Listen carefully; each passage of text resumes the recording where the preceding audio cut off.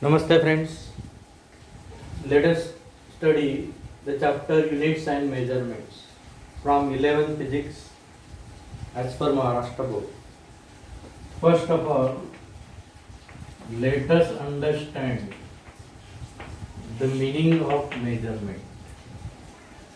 Now suppose you measure the length of this pen by using that 15 centimeter scale from your compass box, and you measure the length of this pen as L matlab length. The length is measured as suppose 10 centimeters. So what does it mean? So this indicates length of the pen is 10 times 1 centimeter. So here 1 centimeter is the standard value, and this length is now unknown, but 1 centimeter, 1, 2, 3, so in this way it is 10 times the 1 centimeter. So this unknown length we compare with standard value of length 1 centimeter. Okay, the 10 centimeter indicates the length of this pen is 10 times the known value, standard value 1 centimeter. Then we write 10 centimeter. तो इसका मतलब है measurement क्या होता है? Unknown physical quantity का comparison known physical quantity के साथ. अब ये अननोन है, this is unknown. Before we measure this is unknown. But by using that 15 centimeter scale from your compass box, you remove that scale and then you can measure the length directly. But by using that scale, when we say 10 centimeter, it means 10 times that 1 centimeter. यदि ये 5 centimetre है तो इसका मतलब क्या है? 5 times 1 centimetre. तो ये तो पहले अननोन है.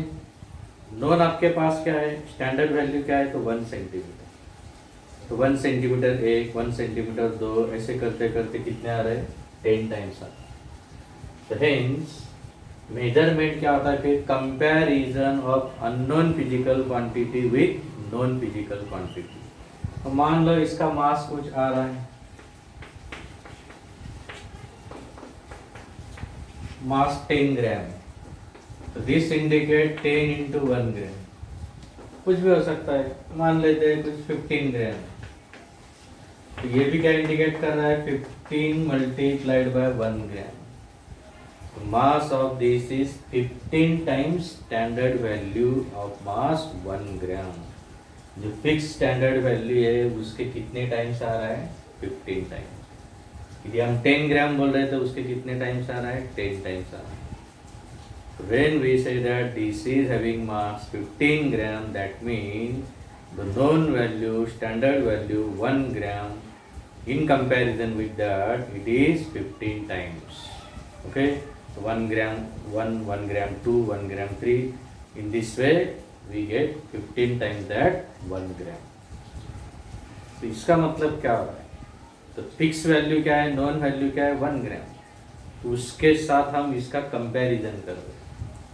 तो comparison of unknown physical quantity with the non physical quantity, that is called as measurement. Okay,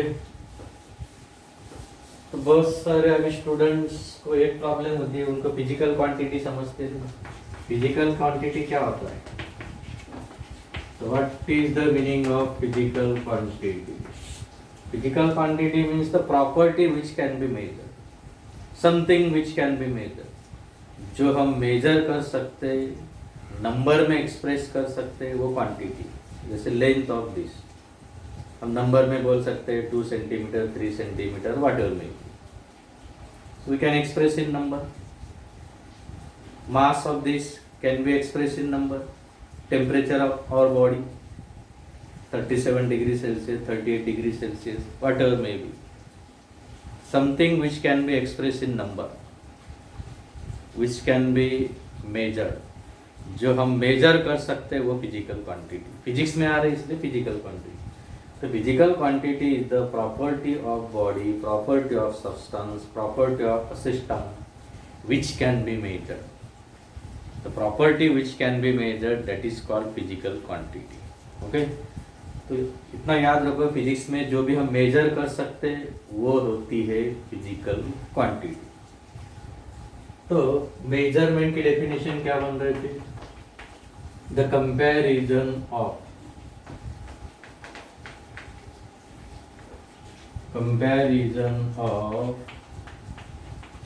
unknown physical quantity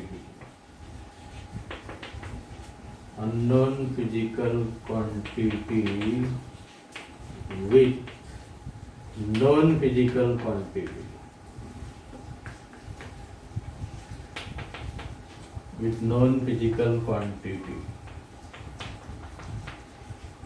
of the same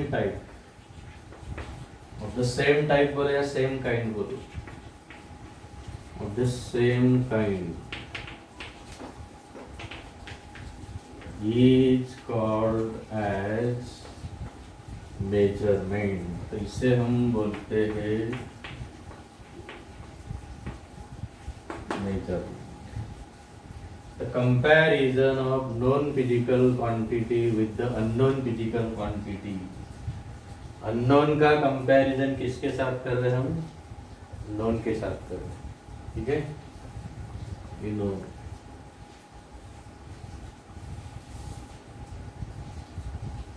for example, if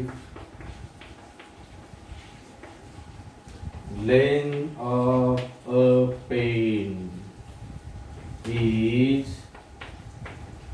10 centimeter, then it is 10 times the known value 1 centimeter. Okay, so here length of pen is compared with length of pen, unknown length of pen। तो here unknown length of pen, पहले तो unknown है, unknown length of pen is compared with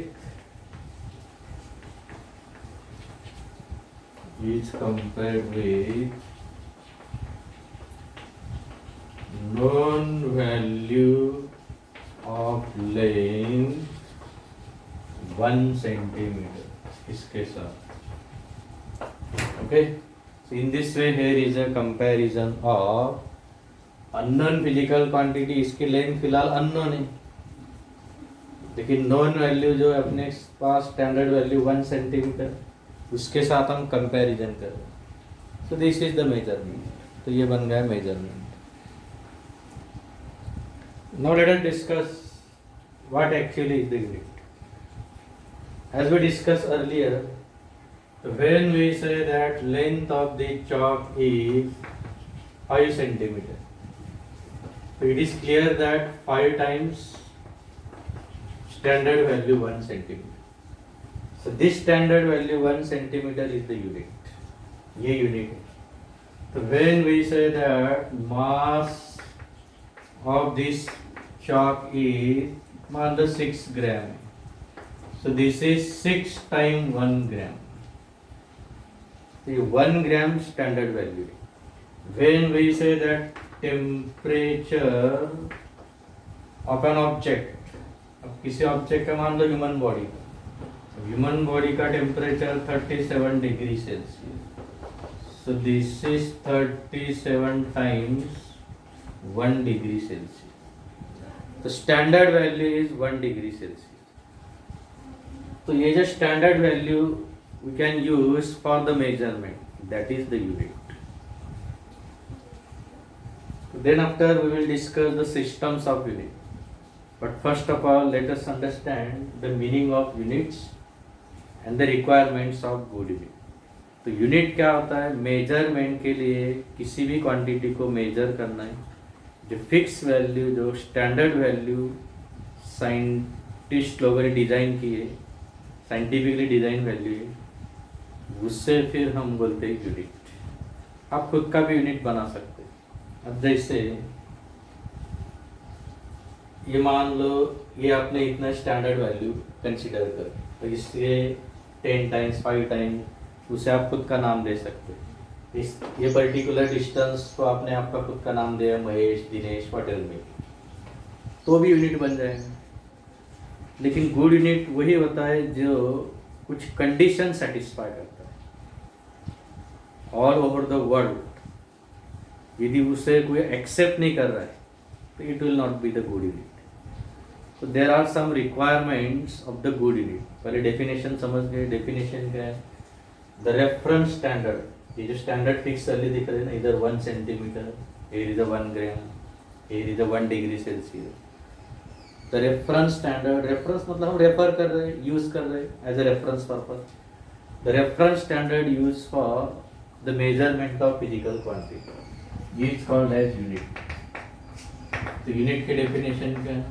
the reference standard used for the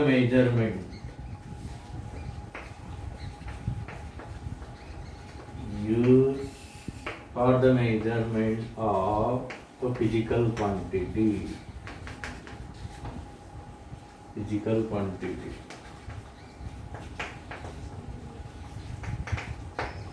is called as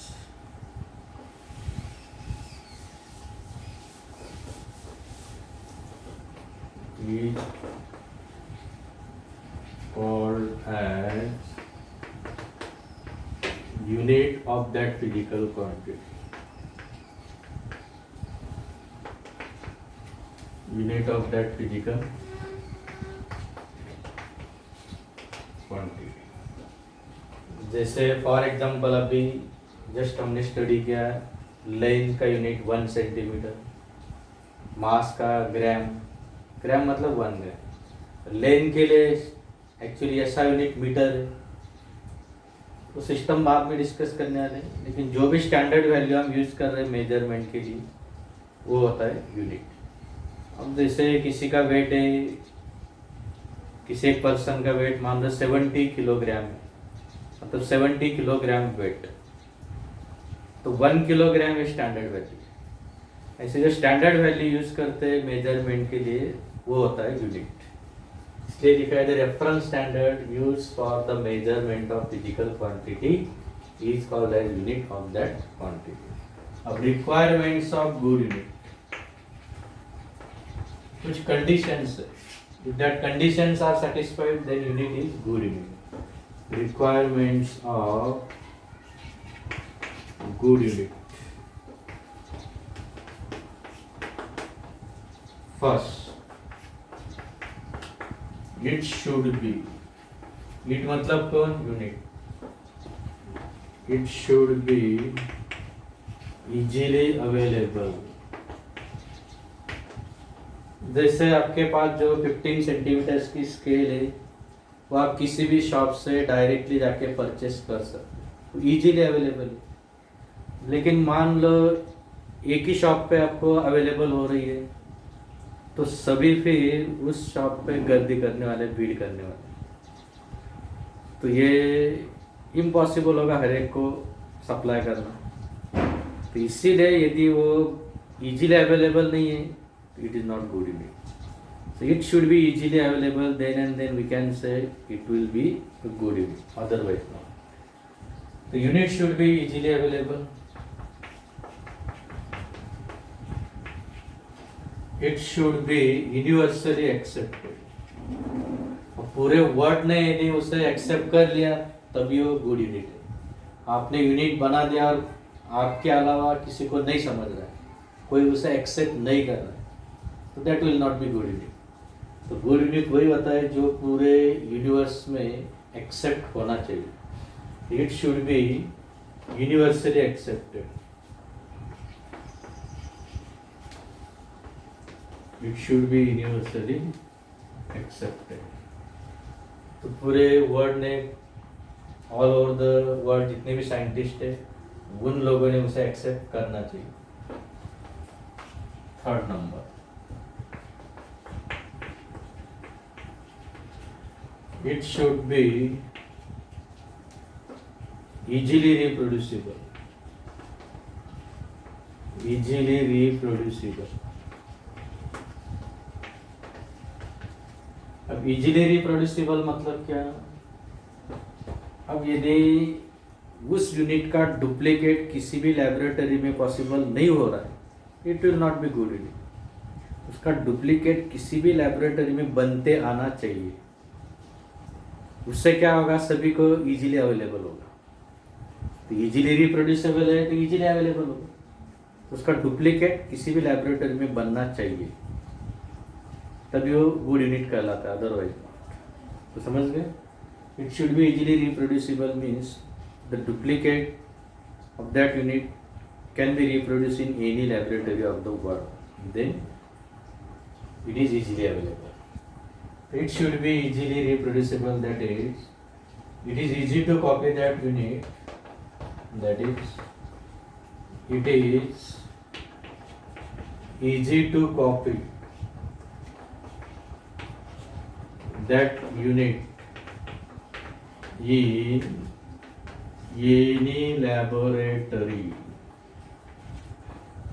in any laboratory of the world, in any laboratory in the world।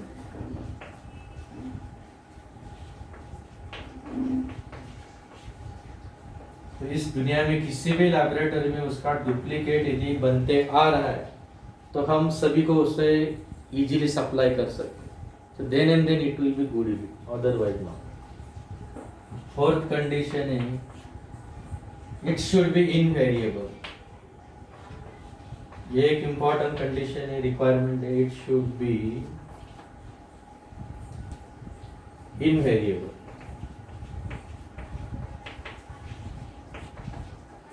Invariable मतलब with respect to time, physical condition, place, there should not be change in that unit. अब जैसे आपके पास जो metre scale है, Pakistan, Bangladesh, Sri Lanka, America, किसी भी दूसरे country में अलग है क्या?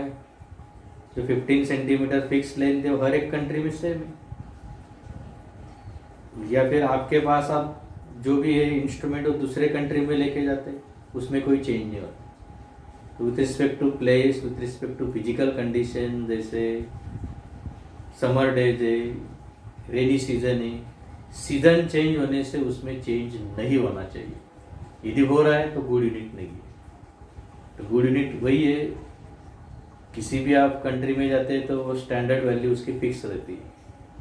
अपने इसमें 1 सेंटीमीटर जो फिक्स है तो वही हर एक कंट्री में, तो उसमें कोई चेंज नहीं है। ठीक है, यदि आता है तो गुड यूनिट नहीं है। वैसे फिजिकल कंडीशन मतलब क्लाइमेटिक कंडीशन बदल जाती है तो भी उसमें कोई चेंज नहीं आना चाहिए।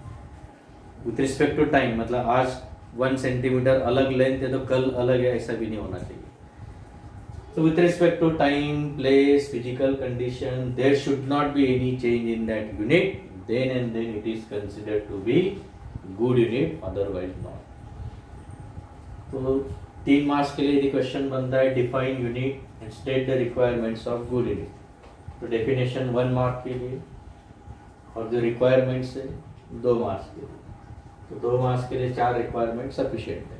और कुछ आप बढ़ा सकते हैं। It should be well defined, मतलब उसकी जो डेफिनेशन की है वो सभी को समझते आना चाहिए, वेल डेफिनेशन होनी चाहिए। It should be of convenient size. यदि यूनिट का कोई इंस्ट्रूमेंट है जैसे स्केल है, मीटर स्केल है, तो उसकी साइज भी प्रॉपर होनी चाहिए। कन्वीनियंट साइज है, it is easy to transport from one place to another. तो आगे और 2 बढ़ा सकते हैं। It should be of convenient in size, it should be well defined. ये 4 रिक्वायरमेंट सफिशिएंट है 2 मार्क्स के। ठीक है, now let us discuss further. अब आगे डिस्कस करते हैं। Now let us discuss the types of physical quantities. all the physical quantities are divided into two types.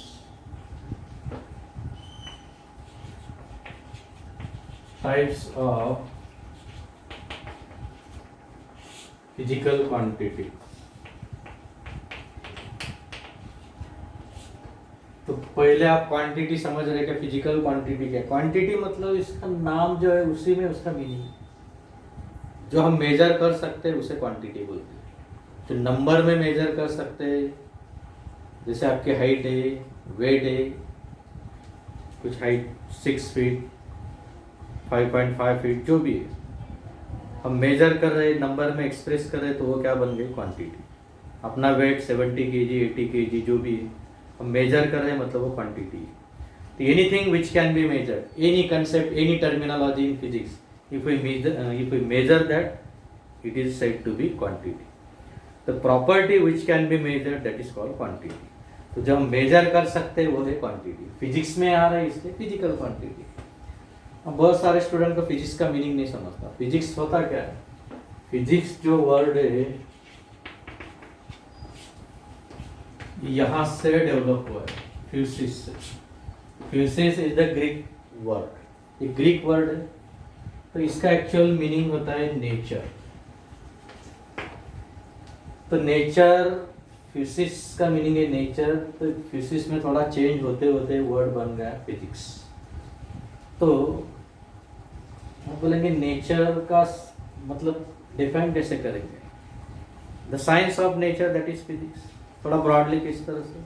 The branch of science which deals with nature and natural phenomena. Branch of science which deals with nature and natural phenomena.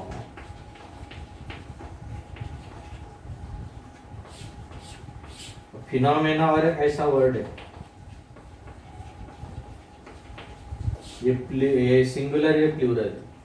Phenomena गुंधर्व, बहुत ज्यादा गुंधर्व में तो phenomena, एक ही है तो phenomena. तो rising of sun, setting of sun, we walk on the road surface, vehicles are running, fan is running, all these are natural phenomena. ये सब natural phenomena. Setting sun, object is dropped from particular height, then while falling down to the earth its velocity, its speed goes on increasing. All these are the natural phenomena. Okay, तो जो भी natural phenomena है उसका study मतलब physics. The branch of science which deals with nature and natural phenomena that is called as physics. इस तरह से physics की डेफिनेशन हम कर सकते हैं। तो पहले फिजिक्स की डेफिनेशन करता हूँ, बाद में फिर टाइप लेता हूँ।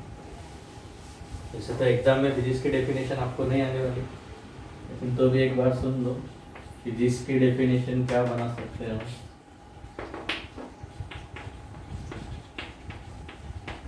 The branch of science which deals with, deals मतलब उसमें समावेश होना, इंक्लूड होना, which deals with nature and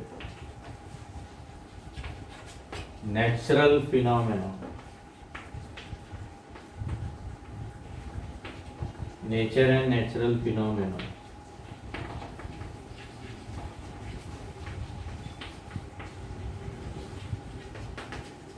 Is called as physics. तो नेचुरल फिनोमेना अपने सराउंडिंग में जो भी नेचुरल थिंग्स हैपनिंग हो रही है, जैसे मैंने बोल दिया setting sun, rising sun, to walk on the road surface there should be friction. Road बहुत ज़्यादा स्मूथ है तो हम चल नहीं सकते, तो for walking we need friction. Different vehicles run along the road surface, ये सब क्या है? Natural phenomena. नेचुरल फिनोमेना का स्टडी फिजिक्स। तो आप बोलेंगे साइंस ऑफ नेचर, तो नेचर का तो बायोलॉजी साइंस है, बायोलॉजी है, लेकिन साइंस की सबसे पहले जो ब्रांच वो फिजिक्स है, क्योंकि फिजिक्स का दूसरा एक मीनिंग है सब्सटेंस का साइंस। पहले सब्सटेंस, बाद में लिविंग सब्सटेंस। पहले नॉन लिविंग सब्सटेंस है, उसके बाद लिविंग मैटर आया। तो सब्सटेंस का स्टडी ऑब्जेक्ट का स्टडी, मैटर का study, that is the physics. तो इन जनरल नेचर के अंदर जितने भी नेचुरल फिनोमेना है वो फिजिक्स है। अब नेचर के डेफिनेशन क्या है? Anything under the sun including sun, that is the nature. तो उसी को आगे फिर जब लिविंग का स्टडी करना शुरू कर दिया तो फिर वो डीप स्टडी बनते गए, इसलिए वो अलग साइंस निकाल लिया, दैट इज बायोलॉजी। लेकिन फिर जितने भी नॉन लिविंग और लिविंग मैटर को भी जितने नेचुरल फिनोमेना की जरूरत पड़ रही है उस सभी का स्टडी क्या है? तो फिजिक्स। ठीक है। तो फिजिक्स में जितने भी प्रॉपर्टी हम मेजर कर सकते हो फिजिकल क्वांटिटी। तो physical quantity is having two types. First one is fundamental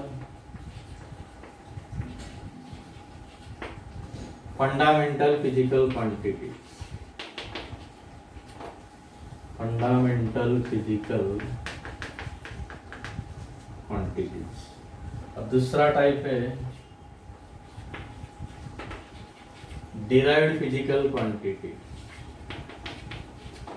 derived physical quantity, okay? ये fundamental, ये derived। now let us discuss them in detail। अब डिटेल में डिस्कस करते हैं दोनों। तो फंडामेंटल फिजिकल क्वांटिटीज क्या होती है पहले को डिस्कस करते हैं। Fundamental physical quantity.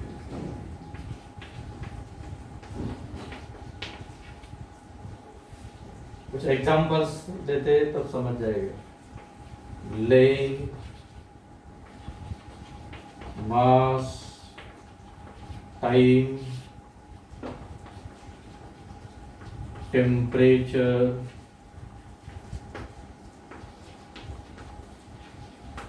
Electric current,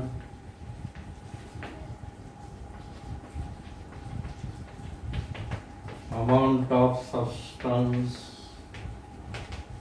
luminous intensity,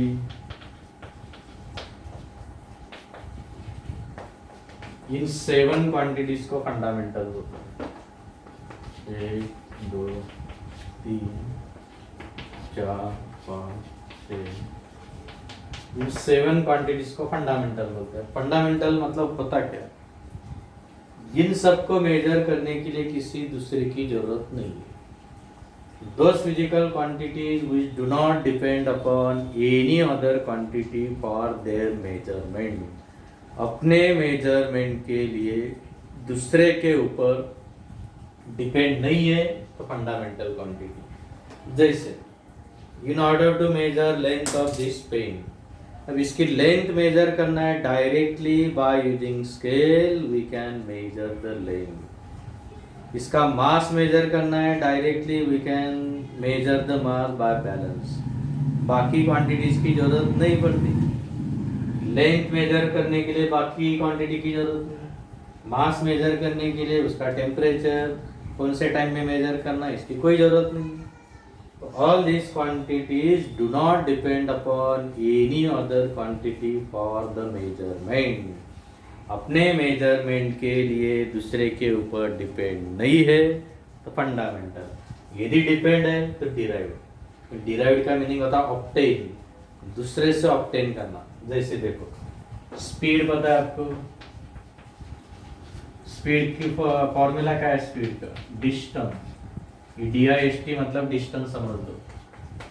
तो डिस्टेंस अपॉन टाइम इसे हम बोलते हैं स्पीड। ये फॉर्मूला है स्पीड का। तो स्पीड किसके ऊपर डिपेंड है? मेजरमेंट के लिए डिस्टेंस एंड टाइम के ऊपर डिपेंड है। हम बोलते मान लो आप बाइक चला रहे और बाइक का स्पीड है कुछ 60 किलोमीटर पर आवर। अब 60 किलोमीटर पर आवर से आप बाइक चला रहे तो हर एक आवर में कितना जा रहा है आप? 60 किलोमीटर। तो 1 आवर में 60 किलोमीटर जा रहा है। तो किलोमीटर ये क्या है? डिस्टेंस।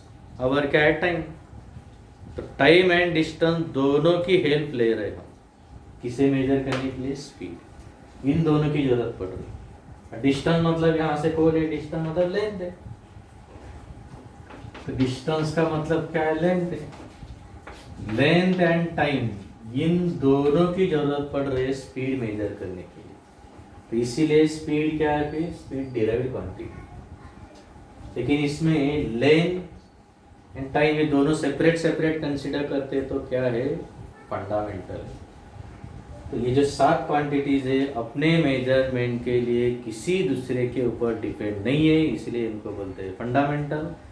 और इन 7 के अलावा और 2 सप्लीमेंट्री भी है। We will discuss this after this 7 quantities. इनके यूनिट लिखने के बाद हम वो भी डिस्कस करने वाले। 7 क्वांटिटीज ये जो है ये फंडामेंटल है, उनको 2 सप्लीमेंट्री भी है।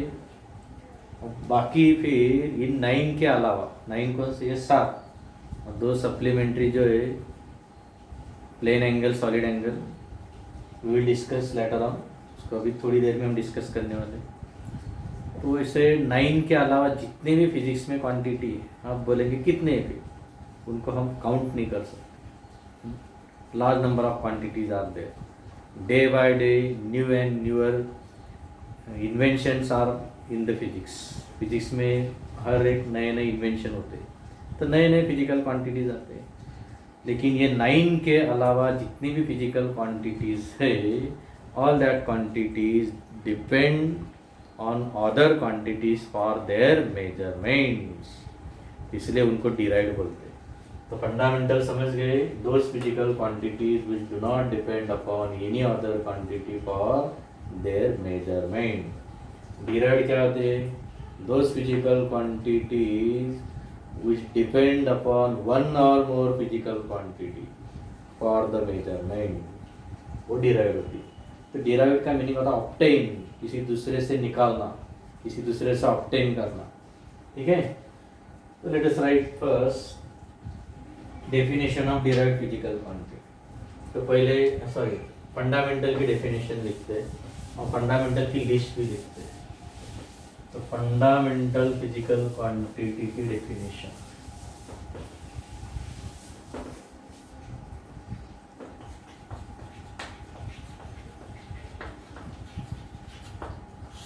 Fundamental physical quantity,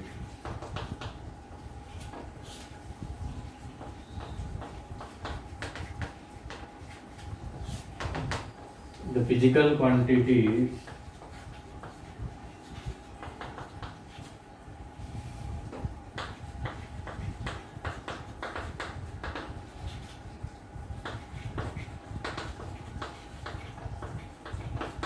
physical quantity which do not depend upon any other physical quantity, any other physical quantity for their measurement, for their measurements are called as fundamental physical quantities. The units of fundamental physical quantities, the units of fundamental physical quantities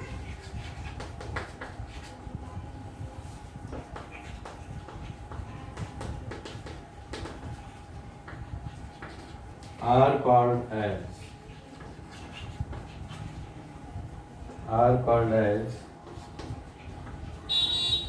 इनको हम बोल सकते हैं fundamental units और base unit, are called as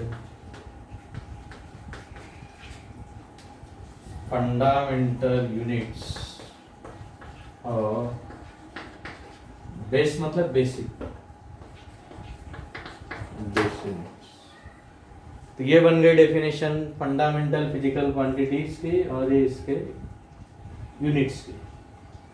The physical quantities which do not depend upon any other physical quantity for their measurements are called as fundamental physical quantity.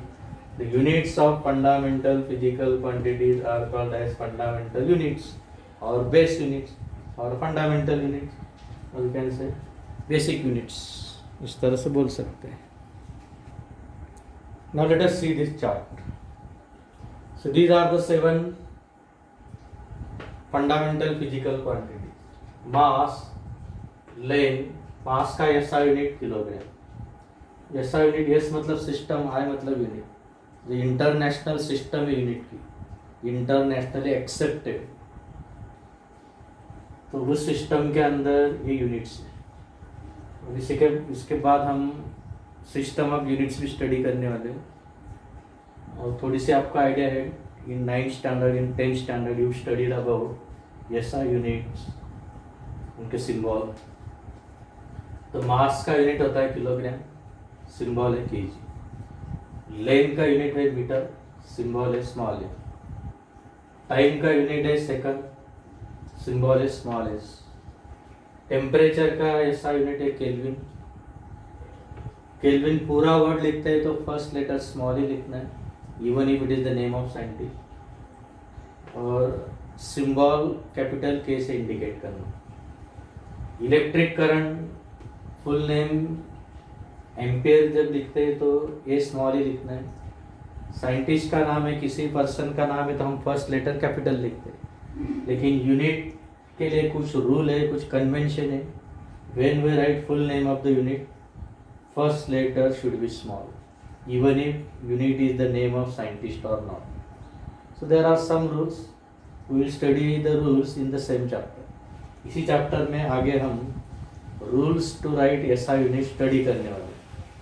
तब आप समझ जाएंगे उस रूल के अकॉर्डिंग कोई भी यूनिट हमें फुल नेम लिखना है तो फर्स्ट लेटर स्मॉल ही होना चाहिए, even if it is the name of scientist और नॉट. तो ये एम्पियर भले ही साइंटिस्ट के नेम से आया लेकिन फर्स्ट लेटर इधर स्मॉल है. हाँ, लेकिन उसका सिंबल कैपिटल ए से लिखना है. साइंटिस्ट इसीलिए symbol capital. Mole, amount of substance, ये केमिस्ट्री में ज़्यादा आता है. तो अमाउंट ऑफ सब्सटेंस का यूनिट है मोल. केमिस्ट्री में शायद पहला दूसरा चैप्टर ही हो गए.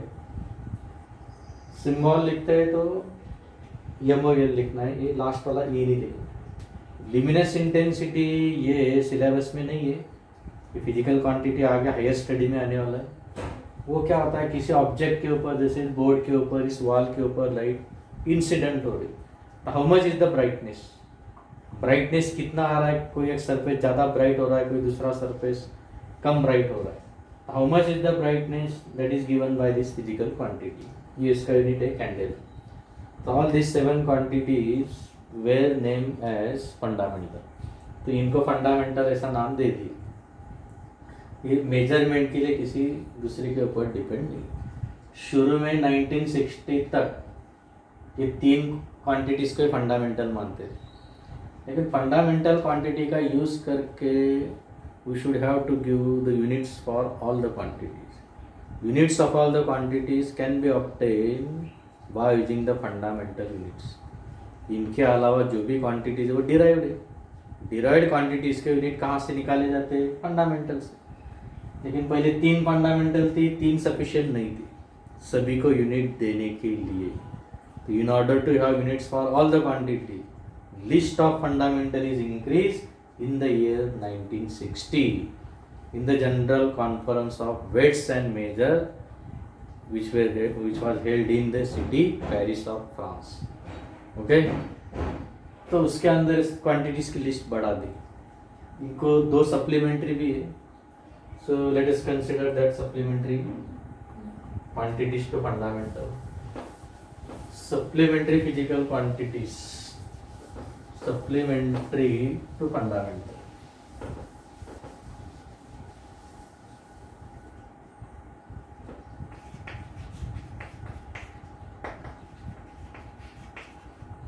Supplementary physical quantities.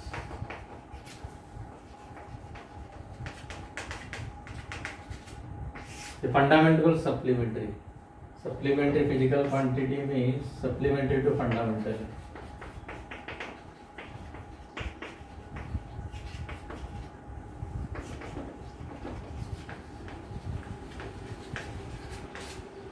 तो इनका सप्लीमेंट्री क्यों कहते हैं? कौन कौन से? पहला प्लेन एंगल,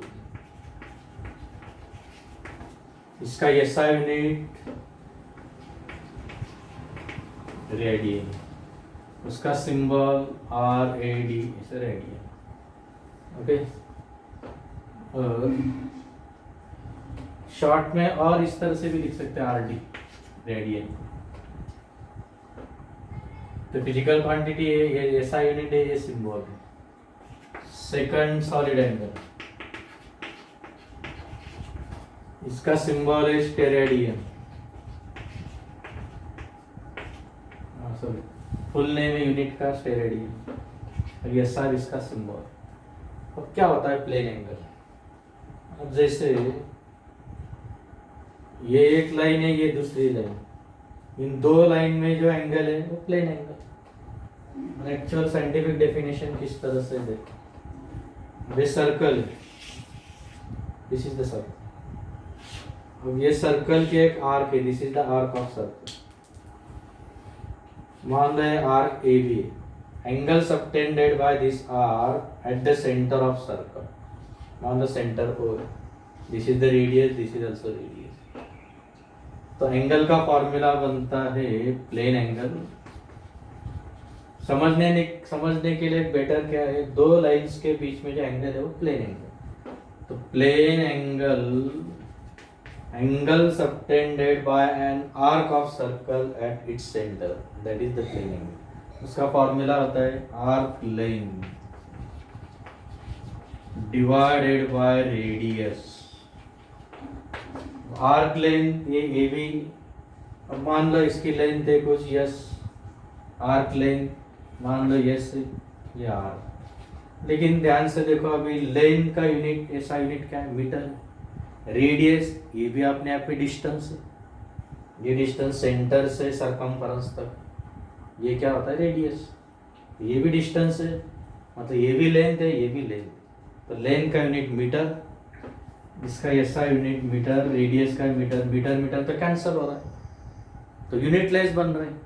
तो एक्चुअली एंगल यूनिटलेस है, खुद का यूनिट नहीं है। लेकिन अब पहले ये मान लो यहाँ पे ऑब्जेक्ट है, इधर से यहाँ पे आ गया, तो object is turn, position change हो रही, जैसे मेरा हाथ अब इस पोजीशन से इस पोजीशन पे आ गया, तो हम बोलते हैं 90 डिग्री से टर्न हो रहा है। Okay, how much is the shifting of one position with respect to another, एक पोजीशन दूसरे के विथ रिस्पेक्ट टू कितना आगे रोटेट हो गई, कितना आगे शिफ्ट हो गई। ऐसे रोटेशनल इफेक्ट शो करने के लिए तो new position with respect to initial, that is comparison, there is a comparison. जैसे हाथ के इनिशियल पोजीशन इसके साथ ये न्यू पोजीशन को कंपेयर करना, कितना शिफ्टिंग हो रहा है, कितना टर्न हो रहा है, इसे एक्सप्लेन करने के लिए एक रिलेटिव यूनिट बना दिया है। वो यूनिट क्या है फिर, रेडियन है एसआई सिस्टम के लिए। एक्चुअल खुद का यूनिट फॉर्मूला से तो यूनिट नहीं बन रहा है, खुद का यूनिट नहीं है, इसीलिए इसे सप्लीमेंट्री बोल रहे हैं। लेकिन नए position with respect to initial कुछ तो आगे शिफ्ट हो गई, इसलिए एक इमेजिनरी और कंपैरेटिव यूनिट बनाए हैं। तो यदि ये 1 सेंटीमीटर लेंथ है और उतने ही सेंटीमीटर की रेडियस है, तो ये एंगल बन जाएगा 1 रेडियन। ओके, तो 1 रेडियन इसका यूनिट होता है फिर रेडियन। तो एंगल का सिंबल होता है थीटा, ये थीटा उसका सिंबल। तो दिस सिंबल एक ग्रीक लेटर है, तो this symbol theta is used to denote the plane angle. तो डेफिनेशन क्या है, angle subtended by arc of circle at its centre, that is the plane angle. तो उसे खुद का यूनिट नहीं है, इसलिए ये फंडामेंटल नहीं है, डिराइव्ड भी नहीं है। तो लेकिन किसी के ऊपर डिपेंड नहीं है, आप बोलेंगे दोनों के ऊपर तो डिपेंड है, लेकिन दोनों का यूनिट नहीं बन रहा है, यूनिट इसका यूनिट और इसका यूनिट कैंसिल हो रहा है, इसलिए फिर ये सप्लीमेंट्री बोल रहे। सो दिस इज सप्लीमेंट्री। ओके, तो प्लेन एंगल है, ये इसका यूनिट है एसआई यूनिट, और ये क्या है, सिंबल है। अब बात करते हैं सॉलिड एंगल। सॉलिड एंगल क्या होता है? जो मेहंदी का कोन होता है वो सभी साइड से बाउंड होता है। जैसा मेहंदी का कोन, शेंगदाने वाले जो शेंगदाने जिसमें डाल के बेचते हैं वो भी एक्चुअली सभी साइड से बाउंडेड ऐसा कोन लाइक स्ट्रक्चर होता है। ऐसे जो कोन लाइक स्ट्रक्चर है इसका अंदर का जो एंगल है, अब इसमें और इसमें फर्क क्या है? इसमें दो लाइन से, इसमें सभी साइड से बाउंड है। तो ऐसे जो कोन के अंदर वाला जो एंगल फॉर्म हो रहा है वो होता है सॉलिड एंगल। उसका यूनिट होता है स्टेरेडियन। एक डायग्राम बनाता है उससे आप समझ जाएंगे। तो आप चाहे तो डेफिनेशन लिख सकते हैं प्लेन एंगल की, angle subtended by arc of circle at its centre, that is the plane angle. Definition कुछ एग्जाम में नहीं आने वाली, सिर्फ आपको याद रखना है एक्स्ट्रा नॉलेज के लिए। पहले प्लेन एंगल की डेफिनेशन लिखता हूँ। Plane angle denoted by theta, the angle subtended by an arc of a circle at its center is called as plane angle. Okay.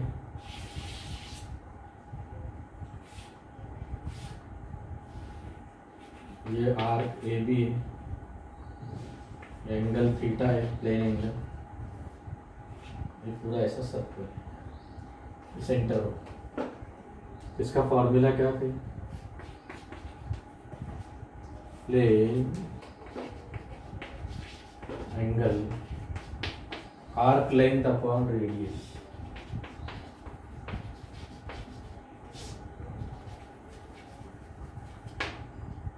Arc length A B, radius R. यदि ये दोनों equal है तो angle बोलते हैं one steradian. Okay, arc length yes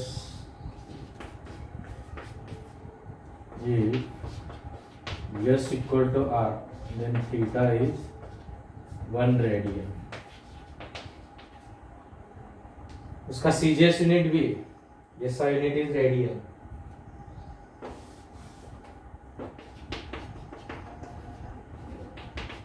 SI unit होता है radian. CGS unit क्या होता है?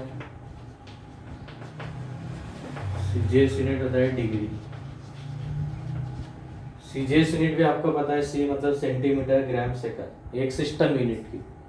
उस सिस्टम के अंदर ये डिग्री है।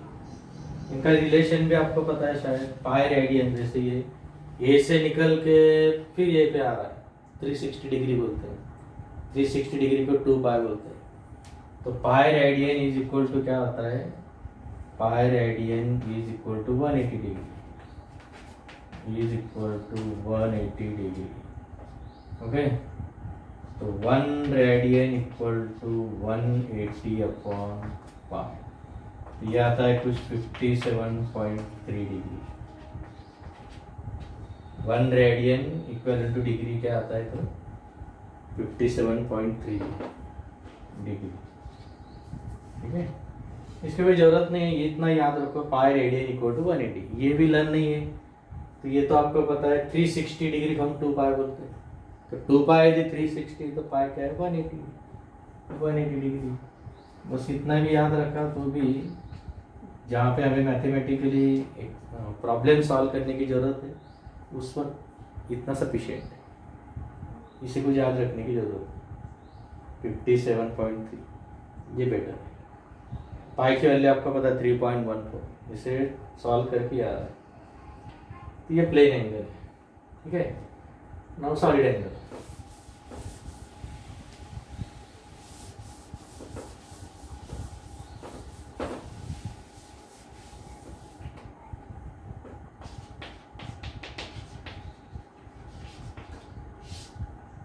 सॉलिड एंगल का सिंबल होता है ओमेगा। तो सॉलिड एंगल क्या है? पहले डेफिनेशन के डेफिनेशन को समझने के लिए कैसा स्फीयर बनाते हैं, तो स्फीयर का एक छोटा सा पोर्शन ये वाला, उसका सरफेस, जो सरफेस सेंटर पे जो एंगल बना रहा है वो सभी साइड से बाउंड है, तो ये है सॉलिड एंगल। और ये सरफेस, छोटा सरफेस ds, यस मतलब सरफेस है, सरफेस एरिया, एक्चुअली इसे एरिया को a से डिनोट करना चाहिए, लेकिन छोटा सरफेस एरिया इसलिए ds, यस मतलब सरफेस एरिया है। यहाँ पे मीनिंग क्या है, एस का मीनिंग है सरफेस एरिया, उसके पहले डी लगा दिया है तो छोटा सरफेस एरिया। फिजिक्स में हमेशा याद रखो, यम मास है तो डीएम क्या है, छोटा मास है, वी वेलोसिटी तो डीवी क्या है, छोटी वेलोसिटी, ओके। और लेंथ यल है तो डीएल क्या है, छोटी लेंथ है, इस तरह से होता है। थीटा एंगल है तो डी थीटा क्या है, छोटा एंगल, उस तरह से यस सरफेस है, डीएस क्या है, छोटा सरफेस, उस तरह से यहाँ पे भी हम लिख सकते हैं डी ओमेगा क्या है, छोटा एंगल, ये ओमेगा है, डब्ल्यू दिखाई दे रहा है लेकिन ये ग्रीक लेटर ओमेगा बोलते हैं इसे, डब्ल्यू जैसा ही, तो ओमेगा लेटर यूज करते हैं सॉलिड एंगल के लिए, लेकिन छोटा एंगल है तो डी ओमेगा। तो प्लेन एंगल सॉलिड एंगल में मेन डिफरेंस क्या है, प्लेन एंगल क्या होता है, दो लाइंस के बीच में, लेकिन जैसे ये दोनों पेन के बीच में कुछ एंगल बन रहा है, ये प्लेन एंगल है, लेकिन जो मेहंदी का कोन है वो सभी साइड से ऐसा बाउंड होता है, कोन लाइक स्ट्रक्चर जो बनता है उसके अंदर का जो एंगल है वो सॉलिड एंगल। इसलिए फिर मान लो ऐसा एक कलिंगड़ है, कलिंगड़ का एक छोटा सा पोर्शन, एक तरबूज, इसका छोटा सा पोर्शन ऐसा निकाल लिया, तो अंदर जो ऐसा गैप बन रहा है सभी साइड से बाउंडेड है, वो जो अंदर एंगल बन रहा है वो सॉलिड एंगल। तो angle subtended bye portion of surface of sphere eight its centre, that is the solid angle, वो होता है सॉलिड एंगल। ऐसा जो अंदर कोन बन रहा है सेंटर पे, ये रेडियस है, ठीक है, ये रेडियस, उसका सिंबल ओमेगा, छोटा है तो डी ओमेगा, ओमेगा होता है डब्ल्यू के जैसा ही लगता है दिखने में वैसे ही। तो फिर क्या है definition,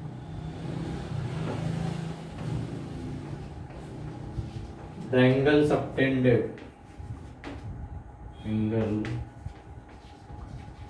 subtended by portion of surface of sphere at its center, at its center,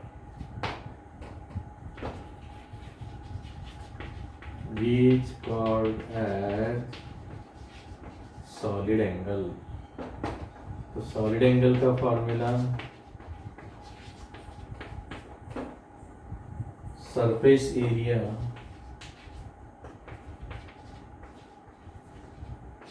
upon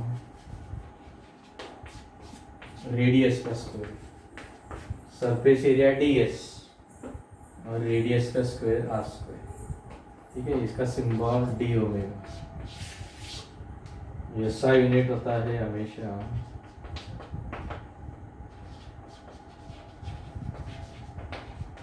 steradian, ये सब यूनिट है इसका, ठीक है।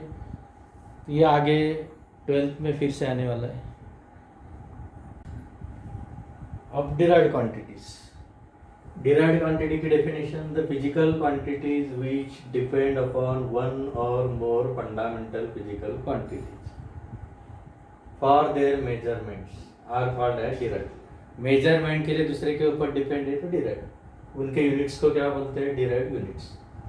अब आप बोलेंगे 8 की जो लिस्ट है यही है क्या, वो 7 फंडामेंटल, 2 सप्लीमेंट्री, वो 9 के अलावा जितने भी क्वांटिटीज है फिजिक्स में वो सब क्या है, डिराइव्ड। एरिया, एरिया डिराइव्ड क्या है, एरिया का रेक्टेंगल का एरिया क्या होता है, length into breadth, okay. Rectangle का एरिया होता है, शॉर्ट में लिखता मैं अभी यहाँ पे, आपको पता है रेक्टेंगल का एरिया क्या होता है, लेंथ इनटू ब्रेड्थ, ये लेंथ है ब्रेड्थ है, लेकिन लेंथ अपने आप में ये भी एक्चुअली लेंथ ही, ब्रेड्थ ये भी एक्चुअली लेंथ ही, ब्रेड्थ क्या डिस्टेंस है। जैसे ये बोर्ड दिख रहा है ये लेंथ है, ये बड़ी डिस्टेंस इसे लेंथ बोलते हैं, छोटे इसको हम ब्रेड्थ बोलते हैं। लेकिन ये भी एक्चुअली लेंथ है, ये भी लेंथ है। तो लेंथ एंड लेंथ दो फंडामेंटल के ऊपर डिपेंड है। तो आप बोलेंगे एक के ऊपर डिपेंड है तो फंडामेंटल बोलो, लेकिन दो बार डिपेंड है ना, इसलिए एक्चुअली ये क्या है, derived quantity. Length into length, length का स्क्वायर बन रहा है, इसलिए डिस्टेंस का स्क्वायर लेंथ का स्क्वायर तो मीटर स्क्वायर यूनिट है। इसका मीटर तो मीटर स्क्वायर। तो वॉल्यूम क्या होता है, length into breadth into height. इस रूम का वॉल्यूम मेजर करना, length into breadth into height. तो लेंथ को बिलोंग कर रही, ब्रेड्थ वो भी लेंथ को बिलोंग कर रही, हाइट वो भी फंडामेंटल लेंथ को बिलोंग कर रही। तो लेंथ 3 बार आ गई, इसीलिए वो फंडामेंटल नहीं, वो डिराइव्ड है। डेंसिटी फॉर्मूला पता आपको, मास अपॉन वॉल्यूम होता है। तो ये जितने भी क्वांटिटीज यहाँ पे लिखे वो एक से ज़्यादा क्वांटिटीज के ऊपर डिपेंड, इसीलिए क्या है वो डिराइव्ड है। ये इनके यूनिट्स है। आगे जैसे जैसे आप फिजिक्स पढ़ते जाएंगे सब क्वांटिटीज, भले आप पहले 9th में या 10th में पढ़ चुके, आगे आने ही वाला है। तो इतना ही याद रखो, 7 जो फंडामेंटल है उनको जो सप्लीमेंट्री, इसके अलावा जितनी भी क्वांटिटीज फिजिक्स में वो सब क्या आते हैं, डिराइव्ड कैटेगरी में आती है। उनके यूनिट्स होते हैं डिराइव्ड यूनिट्स, ठीक है। ऐसे जरूरी नहीं कि 8 ही है, सिर्फ कुछ एग्जांपल्स देने इसलिए 8 क्वांटिटीज़ लिखे, लेकिन बहुत ज़्यादा क्वांटिटीज़, उनको नंबर हम फिक्स नहीं बोल सकते, क्योंकि आज मैंने एक नंबर बोल दिया, कल और फिजिक्स में नया इन्वेंशन हो गया, कुछ नए क्वांटिटीज़ आ जाएंगे, इसलिए उनका कुछ फिक्स नंबर नहीं। लेकिन इतना सही है कि 7 फंडामेंटल है और 2 सप्लीमेंट्री, उसके अलावा जितने भी है वो किसी एक या एक से ज़्यादा के ऊपर डिपेंड होती है, उनको डिराइव बोलते हैं, ठीक है। तो देन आफ्टर इसके बाद फिर आगे का नेक्स्ट लेक्चर।